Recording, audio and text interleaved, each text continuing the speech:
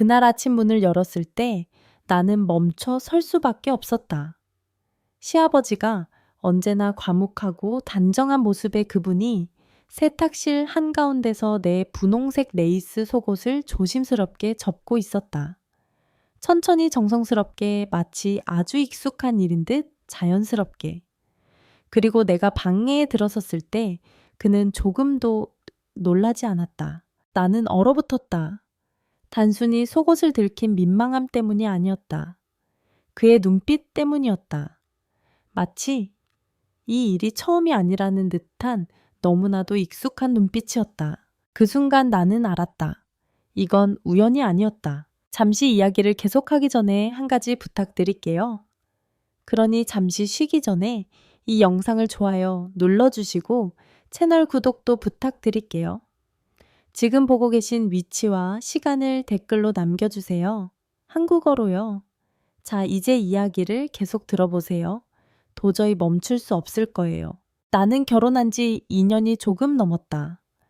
남편과 나는 아직 경제적으로 여유가 없어 따로 집을 구하지 못했고 시아버지와 함께 살게 되었다. 시아버지는 아내를 일찍 여의고 홀로 지내셨기에 이 집엔 이제 나와 시아버지만 있었다. 남편은 일본계 회사에 다니는 바쁜 직장인이다.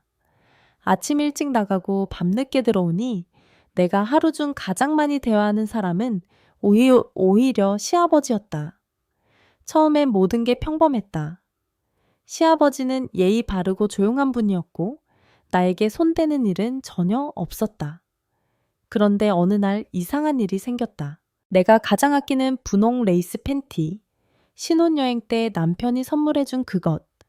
분명 어제 세탁 바구니에 던져두었는데 다음날 아침 내 침대 위에 정갈하게 접혀져 있었다. 처음엔 헷갈렸다. 내가 기억을 잘못한 걸까 하지만 같은 일이 또 반복되었다. 얇은 소재의 속옷, 실크 나시 수면용 얇은 티셔츠들 모두 정리된 상태로 내 방에 돌아왔다. 게다가 평소에 내가 쓰지 않는 향이 배어 있었다. 그래서 어느 날 일부러 시험해보기로 했다. 입고 잔 그대로의 실크 잠옷을 침대 위에 던져두고 출근했다. 그날 저녁 그 옷은 다림질되어 내 옷장에 걸려 있었다. 나는 충격을 받았지만 동시에 내 마음속 어딘가에서 묘한 감정이 피어났다. 그건 두려움과 불쾌함만은 아니었다. 어디선가 은밀히 지켜보고 보살핌 받고 있다는 느낌. 그리고 부정하고 싶었지만 조금은 설렘에 가까운 감정도 있었다. 이후로 나는 시아버지를 유심히 보기 시작했다. 그는 내 시선을 피했고 아침이면 항상 내 방 앞을 조용히 지나쳤다. 가끔은 내 문 앞에 멈춰서서 숨소리를 죽이며 머뭇거리기도 했다. 그날 아침 나는 평소보다 일찍 일어났다. 조용히 세탁실 문을 열었고 그곳엔 시아버지가 내 팬티를 손에 들고 정성스럽게 접고 있었다. 그의 손은 마치 비단을 다루듯 부드러웠고 그는 내가 있는 걸 알고도 놀라지 않았다. 오히려 천천히 고개를 들고 나를 바라보며 조용히 웃었다. 나는 그 웃음을 보고 아무 말도 하지 못했다. 그저 고개를 끄덕이고 뒤돌아서 나왔다. 그 순간부터 나는 확신했다. 이건 결코 실수가 아니었다. 나는 그날 이후로 잠을 설쳤다. 새벽마다 문 밖에서 들리는 조용한 발소리, 그리고 조심스러운 문고리의 움직임, 그 모든 것이 내 머릿속을 떠나지 않았다. 내가 잠든 사이, 아니 어쩌면 잠든 척하는 동안 그는 몇 번이나 내 방 앞을 지나갔을까. 그날 새벽 나는 일부러 불을 끄고 문을 닫은 채 누워 있었다. 눈을 감고 귀를 열었다. 복도를 따라 조용히 다가오는 발소리. 익숙한 슬리퍼 소리였다. 그 소리가 내 문 앞에 멈췄다. 몇 초간 정적. 그리고 문고리가 아주 천천히 흔들렸다. 심장이 요동쳤다. 나는 숨을 죽이고 침대 위에 누운 채 긴장감 속에 귀를 기울였다. 문은 열리지 않았다. 그는 다시 뒤돌아섰고 슬리퍼 소리가 멀어져 갔다. 나는 그날 깨달았다. 그는 이미 내 방에 들어온 적이 있다. 그리고 오늘은 망설였을 뿐이다. 그 후로 나는 평소보다 더 꼼꼼히 확인했다. 빨래 바구니 속의 속옷, 개수 거울 앞에 두고 나간 브래지어의 위치 다림질되어 걸려있는 내 잠옷의 주름 하나까지 모든 게 변하고 있었다. 누군가 나를 알고 있었다. 내 취향, 내 습관, 내 향기까지. 나는 일부러 조금 더 도발적으로 행동하기 시작했다. 욕실 문을 완전히 닫지 않고 샤워를 하고 속옷만 입은 채 방 안을 돌아다녔다. 그가 보고 있을 수도 있다는 사실에 처음에는 몸을 숨겼지만 나중에는 오히려 더 천천히 움직이게 되었다. 그러던 어느 날 거실에서 우연히 마주친 그와 눈이 마주쳤다. 그는 아무 말 없이 내 시선을 피했다. 그러나 그의 눈동자 속엔 숨길 수 없는 무엇인가가 담겨 있었다. 그날 밤 나는 문을 일부러 살짝 열어두고 잠들었다. 불은 켜두었고 속옷은 얇은 실크 한 장뿐이었다. 그리고 새벽 2시쯤 나는 희미한 인기척에 눈을 떴다. 문이 아주 조용히 마치 바람에 밀리듯 열렸다. 그 너머로 그의 그림자가 서 있었다. 그는 방 안으로 들어오지 않았다. 다만 문턱에 서서 나를 바라보았다. 나는 몸을 일으키지 않았다. 눈을 감은 채 숨을 고르며 그대로 있었다. 그의 숨소리, 그의 발끝의 떨림, 그 모든 것이 방 안 공기를 흔들었다. 그리고 잠시 후 그는 조용히 문을 닫고 나갔다. 나는 다시 눈을 떴다. 그리고 내 가슴 속에서 뭔가 이상한 감정이 피어오르는 것을 느꼈다. 두려움 아니 기다림이었다. 그날 이후 나는 아예 문을 잠그지 않았다. 불도 끄지 않았고 속옷도 더 대담한 걸 입었다. 마치 무언의 신호처럼 그가 오더라도 멈추지 말라는 듯이 스스로도 이해할 수 없었다. 그는 내 시아버지였고 나는 며느리였다. 이 관계는 넘어선 안 되는 선이 너무나도 분명했다. 하지만 내 마음은 점점 그 선을 지우고 있었다. 어느 날 아침 나는 욕실에서 막 나와 몸을 닦고 있었다. 머리는 수건으로 감겨 있었고 몸에는 얇은 실크 로브 하나만 걸쳐 있었다. 방으로 돌아오려는데 거실에서 시아버지와 마주쳤다. 그의 눈동자가 내 다리를 스쳤다. 목선을 어깨를 그리고 다시 눈을 마주쳤다. 감기 들겠다 그는 그 한마디만 남기고 부엌으로 돌아섰다. 나는 아무 말도 하지 못했다. 하지만 심장은 터질 듯이 뛰고 있었다. 그의 눈빛이 정확히 나를 보고 있었다는 걸 알았기 때문이다. 그날 저녁 나는 침대 위에 일부러 속옷과 얇은 나시 하나를 널브러뜨려 두었다. 하루 종일 입고 있던 옷이라 내 천이 고스란히 배어 있었고 마치 이건 네가 정리해줘야 해라고 말하는 것처럼 다음날 아침 그 옷들은 사라졌다. 그리고 오후 다시 돌아왔을 때 속옷은 다림질되어 침대 끝에 곱게 놓여 있었다. 향기까지 달라져 있었다. 그날 밤 나는 잠들지 않았다. 불을 껐지만 커튼은 걷어두었다. 달빛이 방 안을 비추었고 나는 이불 위에 누워 천장을 바라보고 있었다. 그의 발소리가 들려왔다. 복도를 따라 조심스럽게 다가오는 그 소리.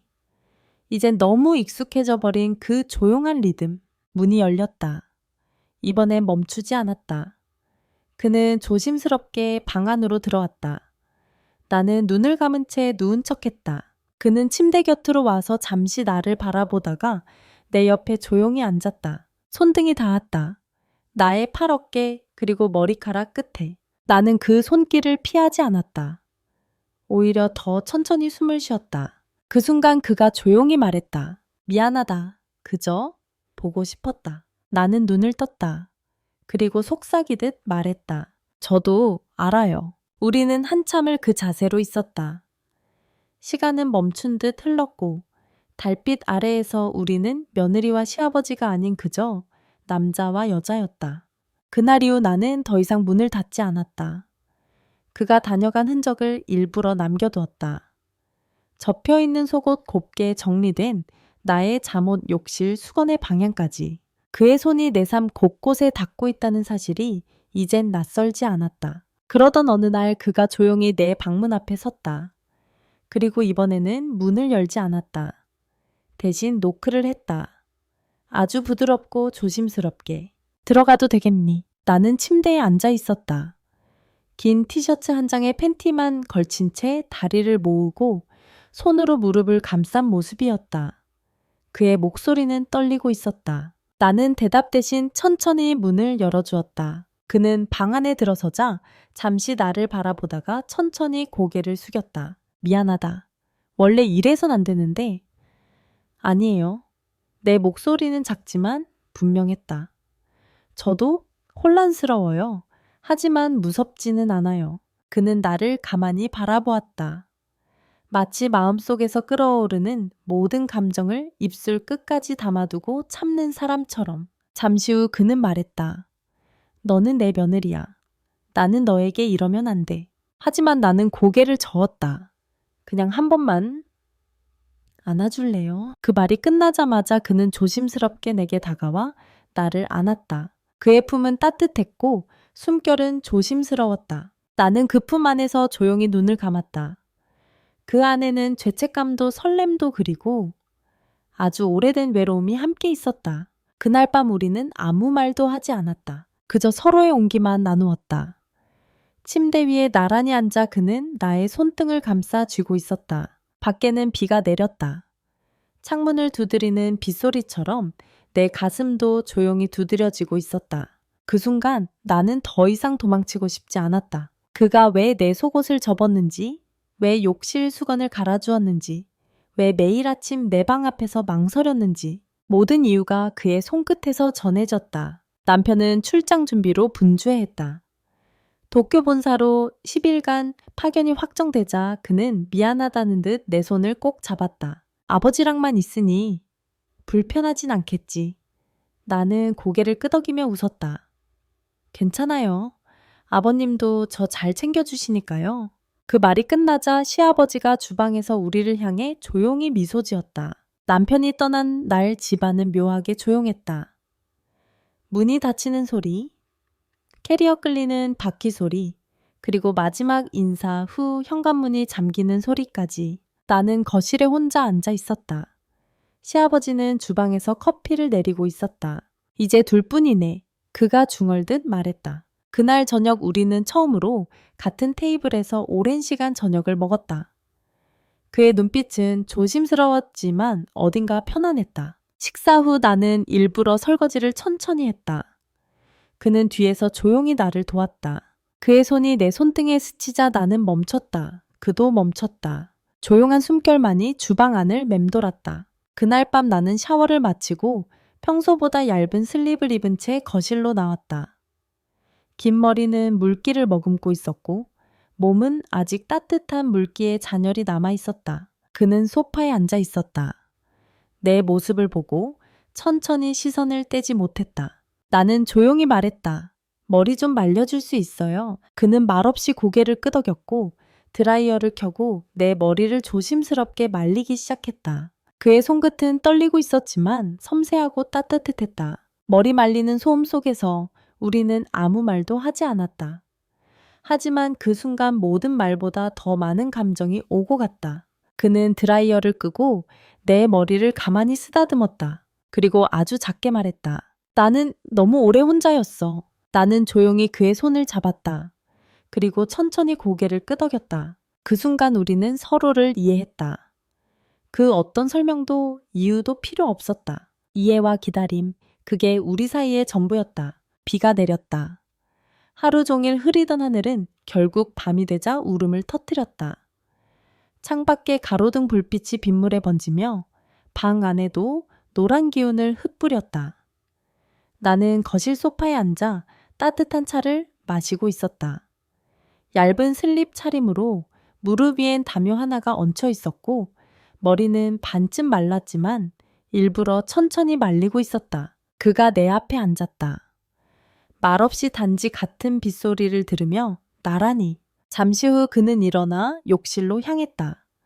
나는 그의 뒷모습을 바라보며 컵을 내려놓았다. 그리고 몇 분 후 욕실 문이 열리며 그가 수건 하나를 들고 다시 나왔다. 춥지 않게 덮어. 그 말과 함께 그는 내 무릎 위에 얇은 담요를 걷어내고 직접 가져온 두툼한 수건을 천천히 덮어주었다. 그 손이 내 다리를 살짝 스치고 허벅지에 닿은 순간 나도 모르게 숨이 멎었다. 그는 천천히 눈을 들고 나를 바라보았다. 나는 고개를 돌리지 않았다.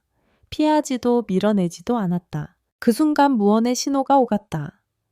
빗소리는 점점 거세졌고 심장은 점점 빨라졌다. 그냥 앉아 있어도 돼요. 내가 먼저 말했다. 그는 천천히 고개를 끄덕였고 조심스럽게 내 옆에 앉았다. 우리 사이엔 작은 틈이 있었지만 그 틈엔 수많은 감정이 교차하고 있었다. 그의 손이 담요 위로 올라왔다. 담요를 쥔 듯했지만 사실은 내 다리를 감싸고 있었다. 나는 조용히 속삭였다. 무서운 게 아니에요. 그저 너무 외로웠어요. 그는 말없이 내 어깨에 손을 얹고 나를 끌어당겼다. 나는 그의 가슴에 머리를 기댔고 그 품은 이상하리만큼 익숙하고 편안했다. 이건 잘못된 걸까? 그가 낮게 말했다. 나는 대답 대신 그의 손등을 꽉 쥐었다. 우린 이미 그 선을 넘은 거 아닐까요? 그 밤 우린 아무것도 하지 않았다. 하지만 마음은 이미 모두를 말하고 있었다. 빗소리는 계속되었고 창문엔 물방울이 흐르고 있었으며 나는 그의 가슴 소리를 들으며 조용히 눈을 감았다. 그날 이후 아침은 전과 달라졌다. 그는 나보다 먼저 일어나 부엌에 있었다. 내 커피잔엔 따뜻한 우유가 담겨 있었고 식탁엔 내가 좋아하는 오믈렛이 조용히 식어가고 있었다. 나는 그의 옆에 앉아 뜨거운 머그를 감싸며 말했다. 이상하죠? 아무도 모르게 우린 매일같이 이런 아침을 나누고 있어요. 그는 대답 대신 작게 웃었다. 우리는 서로를 부르지 않았다. 아버님도 예야도 사라졌고 그저 눈빛과 조용한 손짓이 모든 대화의 시작이었다. 어느 날 아침 나는 일부러 더 짧은 실크 슬립을 입었다. 햇살이 방 안을 덮고 있었고 그는 방문 앞에서 잠시 머뭇거렸다가 문을 열지 않고 말했다. 나 잠깐 들어가도 되겠니? 나는 대답하지 않았다. 대신 문을 살짝 열어두고 침대에 조용히 앉아 있었다. 그가 들어왔다. 손엔 세탁된 내 속옷이 담긴 작은 바구니가 들려 있었다. 그 순간 우리의 시선이 마주쳤다. 오늘은 내가 직접 접을게요. 내가 먼저 말했다. 그는 조용히 바구니를 내려두고 한 발짝 뒤로 물러났다. 나는 속옷 하나를 꺼내 천천히 접기 시작했다. 그는 한동안 그 모습을 바라보다가 옆에 앉아 함께 손을 움직였다. 우리의 손이 닿고 시선이 부딪히고 숨결이 얽혔다. 나는 그를 바라보며 물었다. 혹시 그때부터였어요. 그는 잠시 고개를 숙였다가 천천히 대답했다. 네가 처음 이 집에 들어온 날 세탁실에 너의 속옷이 있었고 나는 그걸 보고도 외면할 수 없었어. 그의 말은 조용했고 오히려 그 조용함이 더 깊게 파고들었다. 나는 손을 멈추고 그의 손 위에 손을 얹었다. 우리 지금 멈출 수 있을까요? 그는 대답하지 않았다. 대신 손을 감싸주었다. 강하지도 약하지도 않게 마치 지금의 감정처럼. 그날 아침 나는 처음으로 그가 아닌 나 자신을 거울 앞에서 마주했다. 그리움과 죄책감, 갈망과 침묵 모든 것이 엉켜 있었지만 단 한 가지는 분명했다. 나는 그를 원하고 있었다. 그날 새벽비는 그쳤고 공기는 축축하게 가라앉아 있었다. 나는 얇은 슬립 차림으로 부엌에 서서 따뜻한 우유를 드고 있었다. 뒤에서 발소리가 들렸다. 익숙한 리듬, 익숙한 숨결. 그는 조용히 다가와 내 뒤에서 팔을 뻗어 머그잔을 받쳐주었다. 오늘 비 안 온다더라. 그가 낮게 말했다. 나는 고개를 끄덕이며 웃었다. 그럼 빨래 말리기 좋겠네요. 정말 좋겠네요. 우리는 아무 일도 없었다는 듯 서로를 감싸며 아침을 시작했다. 하지만 그날 오후 현관문이 조용히 열렸다. 여보, 나 도착했어. 생각보다 일찍 끝나서. 남편의 목소리였다. 나는 순간 멈췄다. 머그를 들고 있던 손이 덜덜 떨렸다. 그는 거실에 가방을 내려두며 다가왔다. 그리고 주방 문틈 너머로 나와 시아버지를 동시에 바라보았다. 나는 실크 슬립을 입은 채 그의 손은 내 허리 뒤에 놓여 있었고 우리 사이엔 그 어떤 말도 통하지 않는 정적이 감돌았다. 남편은 아무 말도 하지 않았다. 하지만 그의 눈은 모든 것을 보고 있었다. 내 입술은 떨렸고 시아버지는 천천히 손을 내렸다. 무슨 일이 있었던 거야? 남편의 목소리는 너무나 작고 무서웠다. 나는 아무 말도 할 수 없었다. 오히려 시아버지가 먼저 입을 열었다. 네가 생각하는 그런 거 아니다. 하지만 나도 이젠 잘 모르겠다. 남편은 더 이상 묻지 않았다. 그저 돌아서서 거실로 향했고 나는 그 자리에 그대로 얼어붙었다. 그날 밤 우리는 셋이 같은 지붕 아래 있지만 서로 다른 방 다른 침묵 속에서 아무것도 없는 것처럼 숨 쉬었다. 그리고 다음 날 아침 남편은 짐을 챙겼고 나를 보지 않았다. 나는 침대에 앉아 있었다. 시아버지는 방문 앞에서 망설이다가 조용히 말했다. 미안하다. 하지만 후회하지 않는다. 나는 눈을 감고 있었다. 그리고 천천히 대답했다. 저도요. 미안하지만 저도 그래요. 문이 닫혔다. 그리고 나는 그 조용한 아침 속에서 스스로에게 말했다. 이건 끝일까? 아니면 시작일까? 며칠이 지났다. 집은 다시 조용해졌고 남편은 연락이 없었다. 시아버지도 예전처럼 조심스러워졌고 우리는 아무 일 없던 사람들처럼 서로를 피했다. 하지만 문득문득 나는 거실에 앉아 차를 마시며 그의 손길이 그리워졌다. 세탁실 문 앞에 멈춰선 그림자 나를 바라보던 그 침묵의 눈빛, 그리고 가장 깊고 외로운 순간에 닿았던 따뜻한 숨결. 밤이 깊어지면 나는 혼자 방 안에 앉아 창밖을 바라보며 생각했다. 우리는 죄였을까? 아니면 단지 서로를 너무 오래 기다려버린 사람들일 뿐이었을까? 그날의 빗소리, 그날의 따뜻했던 수건, 그날의 침묵 속 고백.